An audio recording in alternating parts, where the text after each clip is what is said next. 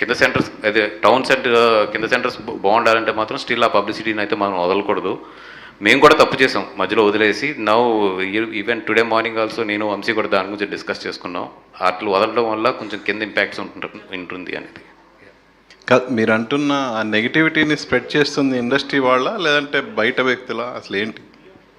అంటే నాకున్న నాలెడ్జ్ ప్రకారం, అంటే నేను ఈ 3 డేస్లో చాలామందితో మాట్లాడి చాలామందితో ఇంటరాక్ట్ అయిన తర్వాత నాకు అర్థమైంది ఏంటంటే there are few guys even they are approaching the producers. ఇట్లాంటి కాంపిటీషన్స్ ఉన్నప్పుడు ఇట్లా చేద్దాం అట్లా చేద్దాం అని కొంతమంది ప్రొడ్యూసర్స్ తిడుతున్నారు.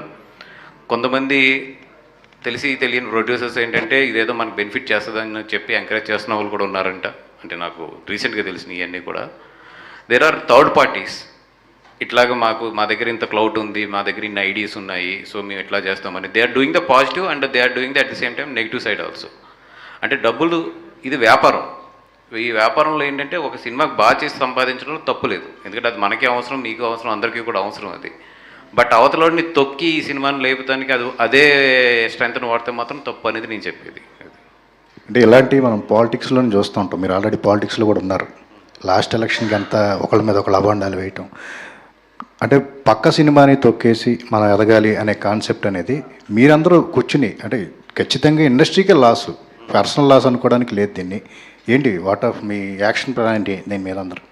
అంటే అట్లీస్ట్ పాలిటిక్స్ అంటే దట్స్ ఓపెన్.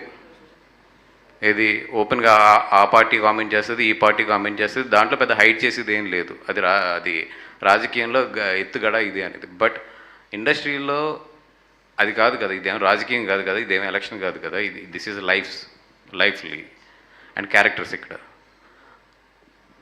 ఇప్పుడు ఒక సినిమా తొక్కుతేనే ఇంకో సినిమా ఎదుగుద్దంటే నాకు తెలిసి అందుకన్నా పిచ్చోళ్ళు ఎవరు ఉండరు.